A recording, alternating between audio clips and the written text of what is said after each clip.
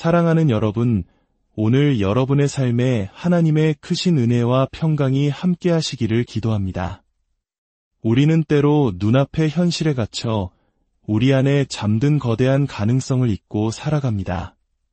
하지만 오늘 잠시 세상의 소음에서 벗어나 우리 영혼을 깨우는 진리의 말씀에 귀 기울이는 시간을 갖고자 합니다.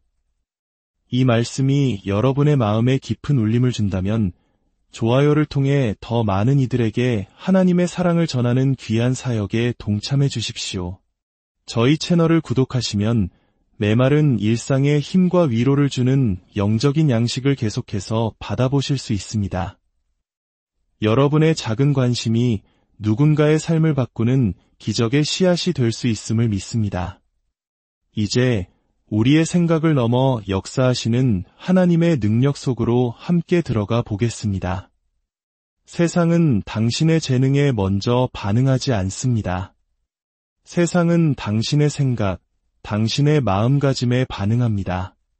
그렇습니다. 바로 당신의 마음이 인생의 문이 어떻게 열리고 사람들이 당신에게 어떻게 반응하며 삶이 어떻게 펼쳐질지를 결정하는 강력한 힘을 가지고 있습니다. 세상은 평범함 앞에 고개 숙이지 않습니다.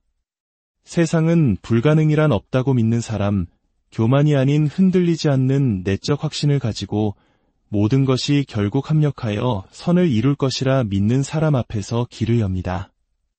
이것은 헛된 망상이 아닙니다. 이것은 하나님께서 주신 통치권이며 영적인 존귀함입니다. 한계는 나에게 적용되지 않는다는 마음가짐을 가질 때 당신의 에너지가 변하고 행동이 달라지며 하늘마저 당신의 담대함과 동역하기 시작합니다. 불가능이라는 단어는 공포에 떨기 시작합니다. 당신이 더 이상 두려움과 타협하지 않는다는 것을 알기 때문입니다. 이것이 바로 결코 패배할 수 없는 것처럼 모든 좌절이 더 큰 성공을 위한 발판인 것처럼 온 우주가 당신을 위해 움직이는 것처럼 행동하는 힘입니다. 그리고 당신이 꾸준히 그렇게 생각할 때 세상은 당신을 위해 길을 열어줄 것입니다. 성경 속 우리에게 익숙한 한 장면으로 가보겠습니다.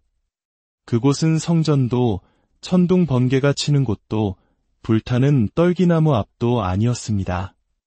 바로 치열한 전쟁터였습니다. 한 어린 목동이 백전노장의 거인 앞에 섰습니다. 그의 이름은 다윗, 거인의 이름은 골리앗이었습니다. 논리적으로 다윗에게는 승산이 전혀 없었습니다. 그는 전쟁 훈련을 받은 적도 갑옷도 없었습니다. 심지어 훈련받은 군인이었던 그의 형들조차 이미 두려워 물러선 뒤였습니다. 하지만 다윗에게는 골리앗이 결코 이해할 수 없었던 한 가지가 있었습니다. 바로 하나님 나라의 사고방식이었습니다. 사무엘상 17장 45절에서 47절, 다윗은 이렇게 선포합니다. 너는 칼과 창과 단창으로 내게 나아오거니와 나는 만군의 여호와의 이름, 곧 내가 모욕하는 이스라엘 군대의 하나님의 이름으로 내게 나아가노라. 오늘 여호와께서 너를 내 손에 넘기시리니 온 땅으로 이스라엘의 하나님이 계신 줄 알게 하겠고 전쟁은 여호와께 속한 것인즉 그가 너희를 우리 손에 넘기시리라. 보십시오. 다윗의 생각이 달라지는 순간 그의 행동이 달라졌습니다. 그는 모두가 도망쳤던 그 위협을 향해 달려갔습니다. 지원을 요청하지도 두려움에 움츠러들지도 지나치게 고민하지도 않았습니다. 그의 마음은 이미 확고했기 때문입니다. 하나님이 나와 함께 하시니 그분과 함께라면 불가능은 없다. 이것이 진실입니다. 대부분의 사람들은 싸움터에 발을 딛기도 전에 이미 패배합니다. 재능이 없어서도 은사가 없어서도 아닙니다. 그들의 마음이 이미 패배를 선언했기 때문입니다. 하지만 다윗은 우리에게 강력한 교훈을 줍니다. 전쟁의 승리는 손이 아닌 생각에서 먼저 결정된다는 것을 말입니다. 당신의 생각이 용기를 만들고 행동을 결정하며 하늘의 지원을 이끌어냅니다. 만약 다윗이 다른 사람들처럼 생각했다면 어땠을까요? 만약 그가 사울 왕처럼 골리앗이 너무 커서 싸울 수 없다고 믿었다면요? 하지만 다윗은 반대로 생각했습니다. 골리앗은 너무 커서 빗맞출 수가 없다고 믿었습니다. 이것이 바로 하나님 나라의 관점으로 생각하는 사람들의 차이입니다. 그들은 다른 이들이 장애물을 보는 곳에서 기회를 봅니다. 다른 이들이 문제의 크기만 볼 때 그들은 하나님의 임재를 봅니다. 그들은 현실을 무시하는 것이 아니라 믿음으로 그 현실을 압도합니다. 오늘 저는 여러분 안에 바로 이 믿음을 깨우기 위해 왔습니다. 듣기 좋은 동기부여, 연설이나 공허한 외침이 아닙니다. 담대함과 믿음, 그리고 목적을 가지고 생각하도록 당신을 초대하는 영적인 도전입니다. 당신의 마음가짐이 하나님의 말씀과 일치하기 시작할 때 당신의 세계가 반응하기 시작합니다. 문이 열리고 두려움이 녹아내리며 자신감이 솟아나고 잠자던 사명이 깨어납니다. 기억하십시오. 세상은 모든 조건이 완벽해지기를 기다리는 사람을 위해 길을 열지 않습니다. 세상은 하나님과 함께라면 모든 상황이 결국 그분의 신성한 목적에 맞춰 정렬될 것이라고 믿는 사람들을 위해 길을 엽니다. 누가복음 1장 37절은 말씀합니다. 대저 하나님의 모든 말씀은 능하지 못하심이 없느니라. 이것은 단순히 종교적인 문구가 아닙니다. 이것은 하나의 마음가짐입니다. 일찍 일어나 담대히 선포하고 목적을 가지고 행동하며 신성한 자신감으로 매일을 살아가는 사람들의 언어입니다. 이제 잠시 여러분을 영감의 차원을 넘어 변화의 여정으로 초대합니다. 한계를 벗어버리고 하나님 나라의 진리를 다시 배우며 하나님과 함께라면 불가능이란 없다는 것을 깨닫는 시간입니다. 당신이 이렇게 생각하기 시작할 때 세상은 당신을 지켜보는 것을 넘어 당신을 위한 자리를 만들기 시작할 것입니다. 우리의 마음에 대해 더 깊이 들여다봅시다. 당신의 마음이 바로 당신의 전쟁터라는 사실을 아십니까? 삶의 대부분의 전투는 외부 환경에서 시작되지 않습니다. 바로 마음속에서 시작됩니다. 당신이 패배하는 이유는 상황이 너무 어려워서가 아닙니다. 당신의 손이 무언가를 해보기도 전에 당신의 생각이 먼저 포기했기 때문입니다. 마음은 단순히 생각을 처리하는 곳이 아닙니다. 승리를 잉태하거나 패배를 키우는 곳입니다. 머릿속에서 일어나는 일을 정복하는 법을 배우지 못한다면 당신은 하나님께서 이미 이겨낼 힘을 주신 문제들의 무게 아래 계속해서 살아갈 것입니다. 로마서 12장 2절은 놀라운 진리를 말합니다. 너희는 이 세대를 본받지 말고 오직 마음을 새롭게 함으로 변화를 받아 하나님의 선하시고 기뻐하시고 온전하신 뜻이 무엇인지 분별하도록 하라. 이 말씀은 변화가 직업이나 친구, 습관을 바꾸는 데서 시작되지 않음을 의미합니다. 변화는 당신의 생각을 새롭게 하는 데서 시작됩니다. 하나님은 당신의 삶을 먼저 고치시는 것이 아니라 당신의 생각을 먼저 고치십니다. 당신의 생각이 변할 때 당신의 삶이 그 뒤를 따르기 때문입니다. 다니엘이라는 한 형제의 실제 이야기를 나누고 싶습니다. 그는 뛰어난 자격과 지성을 갖추었지만 자신감은 전혀 없었습니다. 과거의 상처는 그에게 너는 부족하다, 똑똑하지 않다, 영적으로도 미성숙하다고 속삭였습니다. 기회가 찾아올 때마다 그는 스스로 그 기회를 망쳐버렸습니다. 그 기회가 그에게 주어진 것이 아니어서가 아니라 그의 마음이 나는 자격이 없다고 말했기 때문입니다. 그러던 어느 날 꾸준히 말씀을 듣던 그의 내면에 변화가 일어나기 시작했습니다. 나는 할 수 없어라고 말하는 대신 그는 내게 능력 주시는 자 안에서 내가 모든 것을 할 수 있느니라고 선포하기 시작했습니다. 왜 항상 나에게만 이런 일이 일어날까? 라고 한탄하는 대신 모든 것이 합력하여 나의 선을 이룬다고 말하기 시작했습니다. 시간이 흐르면서 다니엘의 생각은 긍정적으로 바뀌었고 그의 삶 또한 나아지기 시작했습니다. 승진이 뒤따랐고 마음의 평안이 찾아왔으며 막혔던 문들이 열렸습니다. 왜일까요? 그의 마음이 더 이상 그를 가두는 감옥이 아니라 그를 쏘아올리는 발사대가 되었기 때문입니다. 이처럼 전쟁터는 항상 사람이나 문제, 압박감과 같은 외부에 있는 것이 아닙니다. 전쟁은 내면에서 아주 미묘하게 일어납니다. 당신이 주의를 기울이지 않으면 사탄은 당신의 생각 안에 견고한 진을 치고 그것을 현실이라고 부르게 만들 것입니다.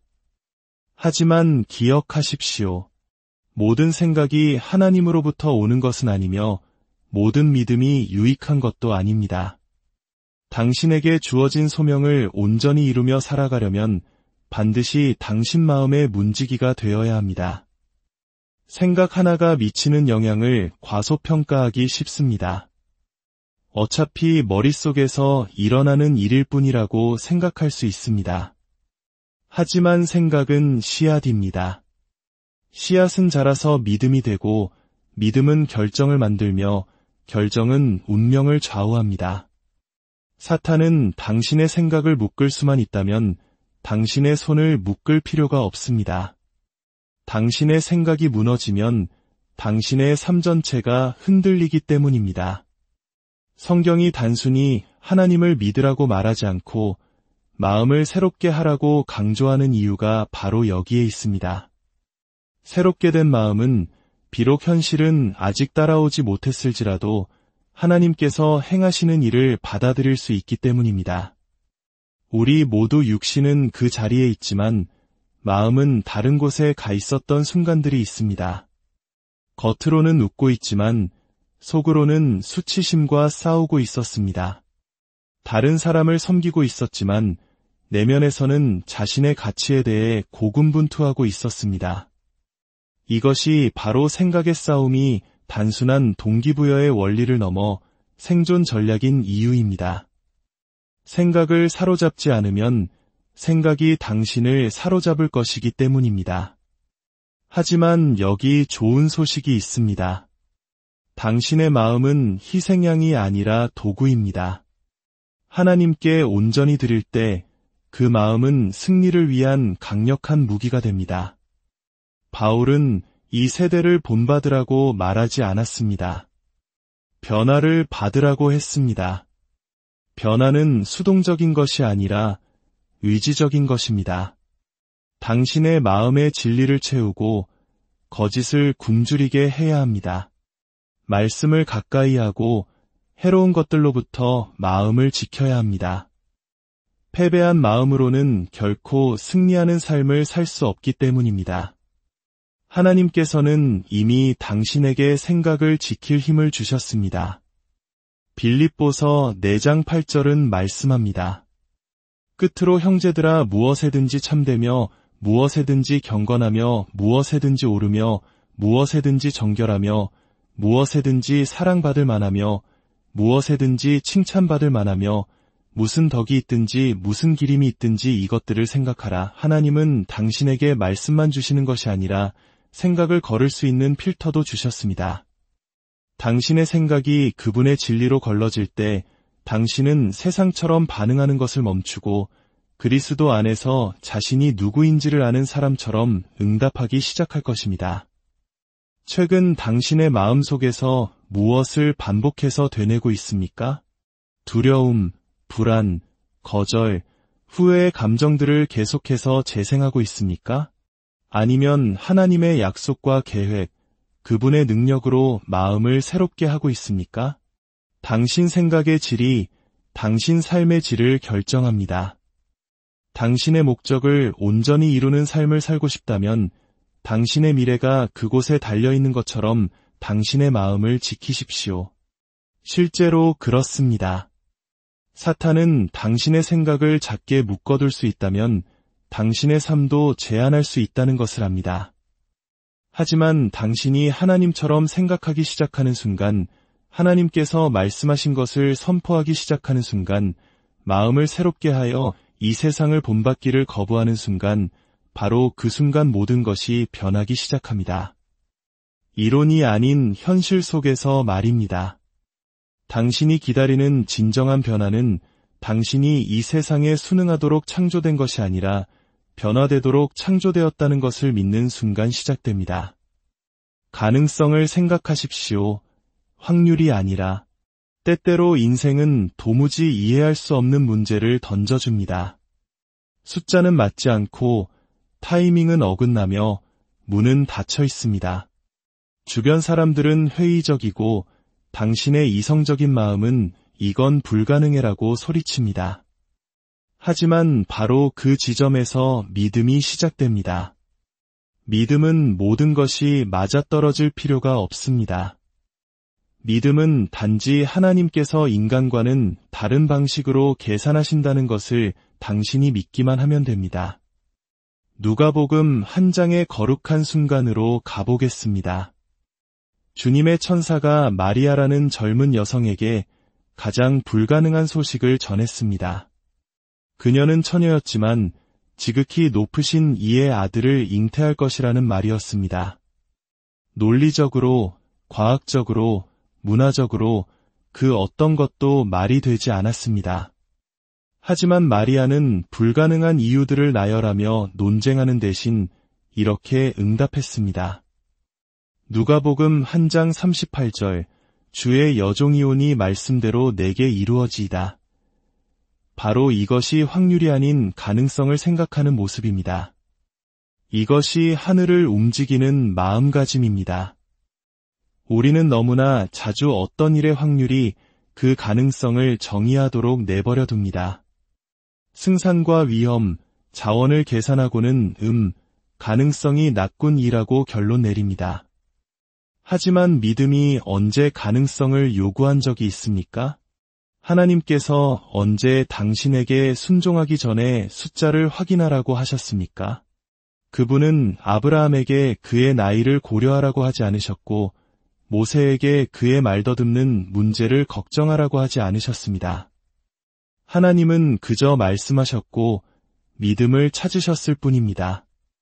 우리는 통계와 트렌드, 전문가 분석에 따라 움직이도록 훈련받았습니다. 하지만 이것을 묻고 싶습니다. 당신은 사실이 당신의 믿음을 죽이도록 내버려 두고 있습니까? 하나님께서 말씀하실 때 사실은 최종적인 것이 아닙니다. 사실은 현실을 보고할 뿐이지만 믿음은 가능성을 선포합니다. 그리고 그 둘이 충돌할 때 당신이 감히 믿는다면 믿음이 항상 승리합니다. 증거에 중독된 세상 속에서 하나님은 여전히 보지 않고도 믿는 사람들을 찾고 계십니다. 그것이 바로 불가능을 생각하는 모습입니다. 의사의 진단은 알지만 하나님의 말씀 또한 알고 있습니다. 라고 말하는 것입니다. 나의 배경은 엉망처럼 보이지만 나는 구원의 이야기를 쓰시는 하나님을 섬깁니다. 라고 말하는 것입니다. 모든 것을 알지는 못하지만 모든 것을 아시는 그분을 신뢰합니다. 라고 말하는 것입니다. 어쩌면 오늘 당신이 확률이라는 것에 마비되어 있을지도 모릅니다.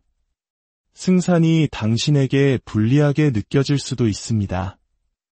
하지만 바로 그 순간 멈춰서서 심호흡을 하고 이렇게 말해야 합니다. 잠깐만. 누가복음 1장 37절은 대저 하나님의 모든 말씀은 능하지 못하심이 없느니라고 했어. 몇 가지만이 아니라 쉬운 일만이 아니라 그 어떤 것도 불가능하지 않다고. 여기에는 당신의 소명, 당신의 돌파구, 당신의 꿈, 당신이 믿고 있는 기적이 포함됩니다. 이것을 기억하십시오. 믿음은 현실을 무시하는 것이 아닙니다. 믿음은 현실을 직시하면서도 그럼에도 불구하고 하나님을 믿는 것입니다. 은행 잔고는 비었지만 계속해서 씨앗을 심는 것입니다. 진단 결과는 나쁘지만 계속해서 기도하는 것입니다. 문이 닫히지만 계속해서 두드리는 것입니다. 당신 자신의 능력이 아니라 하나님의 초자연적인 손길을 믿기 때문입니다. 그러니 지금 당신에게 도전합니다. 그저 가능성 있는 것만 생각하지 마십시오. 하나님이라는 변수를 고려하십시오. 일단 하나님을 방정식에 포함시키면 모든 것이 변합니다. 가능성이 열리고 기적이 숨쉬기 시작하며 당신의 믿음이 당신의 힘으로는 결코 움직일 수 없었던 것들을 움직이기 시작합니다. 마리아는 5단계 계획을 받지 않았습니다. 그녀는 그저 말씀대로 내게 이루어지이다 라고 말했습니다. 그 한마디 응답으로 불가능이 시작되었고 하늘이 땅에 임했으며 운명이 잉태되었고 세상의 구원자가 태어났습니다. 하나님께서 나사렛의 한 소녀를 통해 그런 일을 하실 수 있었다면 당신처럼 믿는 자를 통해서는 어떤 일을 하실 수 있겠습니까? 당신이 확률이 아닌 가능성으로 생각하기만 한다면 말입니다. 당신의 상상력은 당신 운명의 예고편입니다. 당신이 마음속으로 보는 것이 하나님께서 당신의 삶에 나타내실 수 있는 것입니다. 하나님께서 당신에게 주신 가장 강력한 도구 중 하나는 당신의 손에 있는 것이 아니라 당신의 마음에 있습니다. 바로 당신의 상상력입니다. 믿음이 그려지고 비전이 태어나며 운명이 형성되기 시작하는 거룩한 내면의 캔버스입니다. 당신의 삶에 무언가 나타나기 전에 그것은 먼저 당신의 마음속에 존재해야 합니다. 잠언 23장 7절은 말씀합니다. 대저 그 마음의 생각이 어떠하면 그 위인도 그러한즉 당신은 외부에서 내부로 사는 것이 아니라 내부에서 외부로 살아갑니다. 당신이 되어가는 모습은 당신이 스스로 상상하도록 허락하는 것과 직접적으로 연결되어 있습니다. 올림픽 선수들은 경기에 출전하기 전에 정신적 시각화라는 훈련에 몇 시간을 보냅니다. 눈을 감고 마음속으로 경기를 반복해서 연습하는 것입니다. 연구에 따르면 이러한 생생한 정신적 리허설은 실제로 그 활동을 할 때와 동일한 뇌 부위를 활성화시킨다고 합니다. 즉, 당신의 뇌는 상상과 현실을 구분하지 못합니다. 이것이 당신 마음의 힘입니다. 세상이 금메달을 위해 이 원리를 사용한다면 당신이 그와 동일한 도구를 성령님께 맡길 때 무엇을 이룰 수 있겠습니까? 성경에서 하나님께서 상상력을 사용하여 운명을 깨우시는 순간으로 돌아가 봅시다. 아브라함은 어두운 시기를 보내고 있었습니다. 그는 많은 민족의 아버지가 될 것이라는 하나님의 약속을 받았지만 아이도 증거도 아무런 움직임도 없었습니다. 창세기 15장 5절에서 하나님은 아브라함에게 설교를 하시는 대신 비전을 주십니다. 하늘을 우러러 묵별을 셀 수 있나 보라. 내 자손이 이와 같으리라. 하나님께서 왜 이렇게 하셨을까요? 아브라함이 그것을 볼 수 없다면 결코 믿을 수 없다는 것을 아셨기 때문입니다. 그가 상상할 수 없다면 그것을 품을 수 없다는 것을 아셨기 때문입니다. 그래서 하나님은 그의 삶에 나타내고 싶으신 것의 그림을 그의 마음속에 그려주셨습니다. 우리 중 일부는 믿음이 부족해서가 아니라 상상하기를 멈췄기 때문에 정체된 삶을 살고 있습니다. 당신은 스스로 치유되는 모습을, 목적 안에서 걷는 모습을, 그 책을 완성하고 그 사업을 시작하며 그 소명을 이루는 모습을 상상하기를 멈췄습니다. 그래서 당신의 믿음은 굶주리고 있습니다. 하지만 기억하십시오. 당신이 상상하기를 거부하는 것은 결코 추구하지 않을 것입니다. 사탄은 두려움으로 당신의 상상력을 장악하고 싶어 하지만 하나님은 당신의 상상력을 거룩하게 하여 무엇이 가능한지를 보여주고 싶어 하십니다. 그러니 지금 당신에게 묻습니다. 눈을 감았을 때 무엇이 보입니까? 한계입니까? 아니면 가능성입니까? 과거입니까?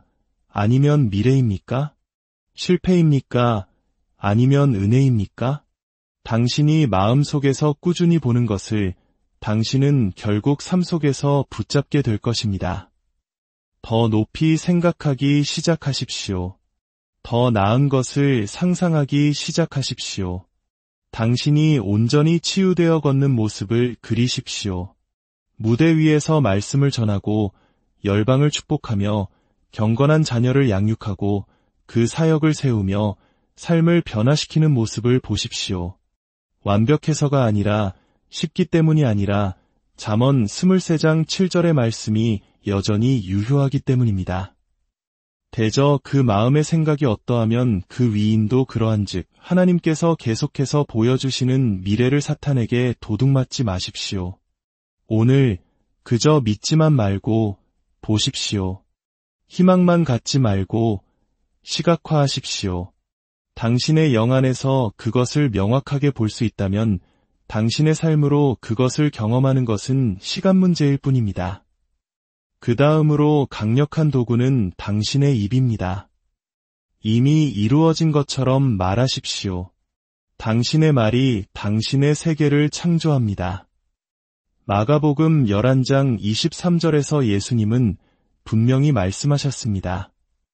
내가 진실로 너희에게 이르노니 누구든지 이 산더러 들리어 바다에 던져지라 하며 그 말하는 것이 이루어질 줄 믿고 마음에 의심하지 아니하면 그대로 되리라. 주목하십시오. 예수님은 산에 대해 생각하라거나 산을 위해 기도하라고 하지 않으셨습니다. 그분은 산에게 말하라고 하셨습니다. 말하지 않는 믿음은 갇혀있는 믿음이기 때문입니다. 하나님은 태초부터 말씀으로 창조하셨습니다. 창세기 1장 3절 빛이 있으라 하시니 빛이 있었습니다. 말씀에는 신성한 힘이 담겨 있기 때문입니다. 그리고 당신은 그분의 형상대로 만들어졌습니다. 많은 사람들의 문제는 믿는 것을 말하는 대신 보이는 것을 말한다는 것입니다. 피곤해. 난 절대 해내지 못할 거야. 좋은 일은 하나도 없어라고 말하고는 왜 삶이 그 패턴을 따르는지 의아해합니다. 당신의 세계를 바꾸고 싶다면 당신의 말을 바꿔야 합니다. 당신이 꾸준히 말하는 것을 믿기 시작하고 당신이 믿는 것을 살아가기 시작하기 때문입니다. 믿음으로 말하는 것은 현실을 무시하는 것이 아니라 사실 위에 진리를 높이는 것입니다. 당신의 문제보다 하나님의 약속을 더 크게 말하는 것입니다. 아침에 일어나 그 산을 마주보고 말하는 것입니다. 너는 옮겨질 것이다. 내가 얼마나 크든, 얼마나 오래 그 자리에 있었든, 얼마나 불가능해 보이든 상관없다. 하나님께서 내가 말하고 믿으면 이루어질 것이라고 말씀하셨다. 자, 지금 있는 그 자리에서 함께 선포해 봅시다. 속삭이지 말고, 생각만 하지 말고, 큰 소리로 따라 하십시오. 나는 그리스도의 마음을 가졌습니다. 나는 담대하게 생각합니다. 나는 두려움 없이 행동합니다. 나는 보는 것으로가 아니라 믿음으로 걷습니다. 나는 한계가 아닌 생명을 말합니다. 나는 하나님과 함께라면 막을 수 없습니다. 느낌이 다르지 않습니까? 이것은 당신의 영이 하늘과 동의하는 것입니다. 당신이 이미 이루어진 것처럼 말하기 시작할 때 하늘은 이미 예정된 것처럼 움직이기 시작합니다. 당신이 어디에 있는지 묘사하는데 당신의 말을 낭비하지 마십시오. 당신이 어디로 가고 있는지 선포하는데 당신의 말을 사용하기 시작하십시오. 당신의 산은 당신의 목소리를 기다리고 있습니다. 삶의 어떤 순간에는 모든 것이 무너져 내리는 것처럼 보일 때가 있습니다. 계획은 좌절되고 자신감에는 금이 갑니다. 바로 그 순간 당신의 마음은 당신을 가두는 감옥이 되거나 자유로 가는 길이 됩니다. 돌파구는 상황이 변할 때 시작되는 것이 아닙니다. 당신이 다르게 생각하기로 결심하는 순간 시작됩니다. 과거의 상처는 우리에게 거짓말을 속삭입니다. 너는 부족해. 결국 실패할 거야. 그리고 우리가 그것을 믿으면 그렇게 살게 됩니다. 하지만 기억하십시오. 하나님은 당신의 상황이 바뀌기를 기다리시는 것이 아니라 당신의 마음가짐이 바뀌기를 기다리고 계십니다. 전쟁은 외부 환경이 아니라 당신의 생각과 벌이는 것입니다. 매일 아침 고통을 되새기는 것을 멈추고 약속을 되새기기 시작하십시오. 빌립보서 4장 8절의 말씀처럼 참되고 경건하고 옳고 정결하며 사랑스럽고 칭찬할 만한 것들을 생각하십시오. 당신이 겪는 어려움은 당신을 무너뜨리기 위함이 아니라 당신을 새로운 생각, 더 높은 믿음, 더 깊은 신뢰로 인도하기 위함일 수 있습니다.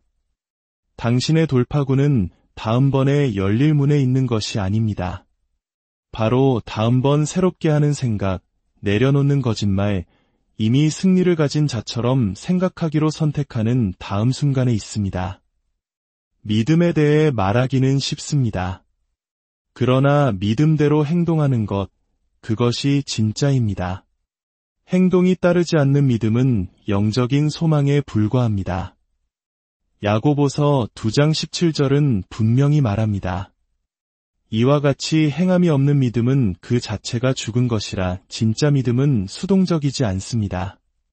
그것은 당신의 일상을 방해하고 위험을 감수하라고 요구하며 무릎이 떨릴 때에도 발을 내디디라고 도전합니다. 많은 사람들이 하나님의 약속을 온전히 경험하지 못하는 이유는 그분이 말씀하시지 않아서가 아니라 그들이 그 말씀에 따라 움직이기를 거부하기 때문입니다. 폭풍우가 치는 배 안에 있던 베드로를 생각해 보십시오. 그는 예수님께 주여 만일 주님이시거든 나를 명하사 물 위로 오라 하소서라고 외쳤습니다. 예수님은 한마디로 오라고 하셨습니다. 베드로는 폭풍이 멈추기를 기다리지 않았습니다. 그는 그저 순종하여 배 밖으로 발을 내디뎠습니다. 믿음의 증거는 당신이 무엇을 믿느냐가 아니라 무엇을 기꺼이 하느냐에 있기 때문입니다. 비록 그가 물에 빠지기 시작했지만 그는 물에 빠지기 전에 물 위를 걸었습니다. 그는 한마디 말씀에 감이 움직였기 때문에 불가능을 경험했습니다. 어쩌면 당신도 당신만의 배 안에 앉아 있을지 모릅니다. 폭풍은 거세고 불확실함은 끝이 없어 보입니다. 당신은 기다리고 있습니다. 하지만 당신의 기적은 배 안에 있는 것이 아니라 물 위에 있습니다. 당신이 기도해온 돌파구는 당신이 아직 내딛지 않은 그 한 걸음에 달려 있습니다. 하나님은 당신이 믿는 곳에서만이 아니라 당신이 행동하는 곳에서 당신을 만나실 것입니다. 두려움이 없어야 믿음이 있는 것은 아닙니다. 믿음이 앞서 나갈 때 두려움은 따라와야만 합니다. 베드로는 두려움이 없어지기를 기다리지 않았습니다. 그는 그의 두려움이 그를 설득하기보다 더 빨리 순종했습니다. 바로 그 지점에서 변화가 일어납니다. 때로 우리가 믿기 가장 어려운 것은 하나님이 실제하신다는 사실이 아니라 그분께서 당신을 위한 계획을 가지고 계신다는 사실입니다. 당신의 두려움보다 크고 당신의 과거보다 강하며 당신 스스로 만들어낼 수 있는 그 어떤 것보다 목적이 있는 계획 말입니다. 예레미야 29장 11절은 말씀합니다. 여호와의 말씀이니라 너희를 향한 나의 생각을 내가 아나니 평안이여 재앙이 아니니라 너희에게 미래와 희망을 주는 것이니라. 하나님은 당신의 목적에 대해 불확실하지 않으십니다. 당신의 미래를 알아내려고 애쓰지도 않으십니다. 그분은 내가 안다고 말씀하십니다. 당신은 그저 처음부터 끝을 보시는 하나님과 당신의 삶과 생각, 결정과 소망을 일치시키기만 하면 됩니다. 세상적인 기준의 성공이 아닌 하나님의 목적과 일치하는 삶을 살 때 이 세상이 측정할 수 없는 종류의 성공과 평안, 성취감을 얻게 될 것입니다. 목적 없는 훈련은 환상일 뿐입니다. 부르심과 예언적인 말씀을 가졌다 하더라도 매일 집중된 훈련으로 나아가지 않는다면 당신의 꿈은 미루는 습관의 토양에서 죽어갈 것입니다. 히브리서 12장 11절은 말합니다. 무릇 징계가 당시에는 즐거워 보이지 않고 슬퍼 보이나 후에 그로 말미암아 연단받은 자들은 위와 평강의 열매를 맺느니라. 훈련은 그 순간에는 힘들게 느껴집니다. 하지만 그것은 인격을 형성하고 역량을 키우며 당신이 기도해온 것의 무게를 감당할 수 있도록 준비시킵니다. 아침에 일어나 휴대폰을 잡기 전에 기도로 하루를 시작하는 것을 상상해 보십시오. 말씀을 묵상하며 당신의 마음을 하늘과 맞추는 시간을 가지십시오. 훈련은 형벌이 아니라 준비입니다.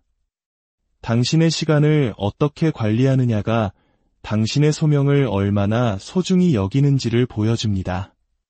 당신이 하루하루를 훈련하기 시작할 때 하나님께서 당신의 노력을 배가시키기 시작하실 것입니다.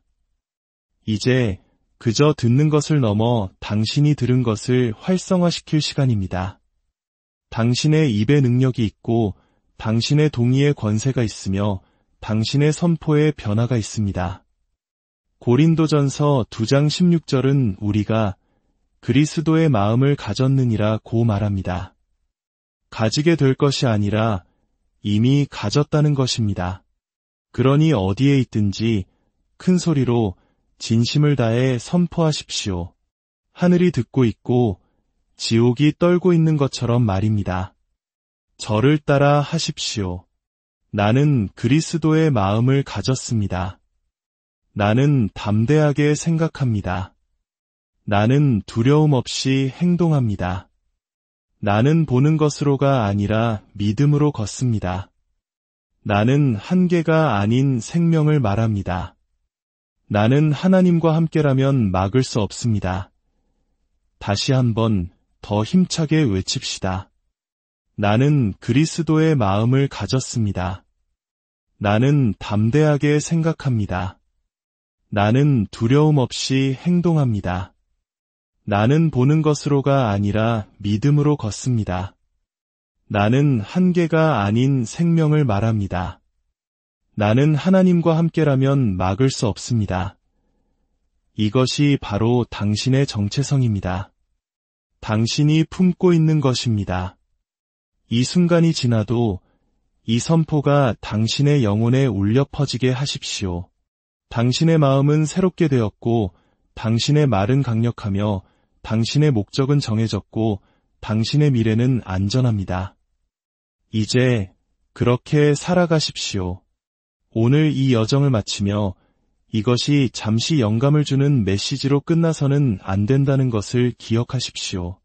이것은 새로운 기본값, 새로운 마음가짐, 새로운 자세입니다. 더 이상 작은 생각으로 돌아갈 여유가 없습니다. 이제부터는 매일 아침 불가능이란 없다는 생각으로 하루를 시작하고 세상이 당신의 새로운 모습에 어떻게 반응하는지 지켜보십시오. 이미 이루어진 것처럼 말하고 하나님께서 당신을 지지하시는 것처럼 움직이십시오. 당신의 미래가 거기에 달린 것처럼 믿으십시오. 실제로 그렇습니다. 당신의 생각이 당신 인생의 방향을 결정합니다. 당신 안에 살아있는 예수 그리스도의 증거는 죽음이 정복되었고 진리가 승리하며 변화가 가능하다는 것입니다. 당신은 왕국의 유산을 지닌 자입니다. 이미 승리한 자처럼 생각하고 보냄받은 자처럼 걸으십시오. 이것이 당신의 새로운 기본값입니다. 담대한 생각, 두려움 없는 행동, 하나님 나라와의 동행. 오늘부터 당신에게는 그 어떤 것도 절대로 불가능하지 않습니다. 하나님의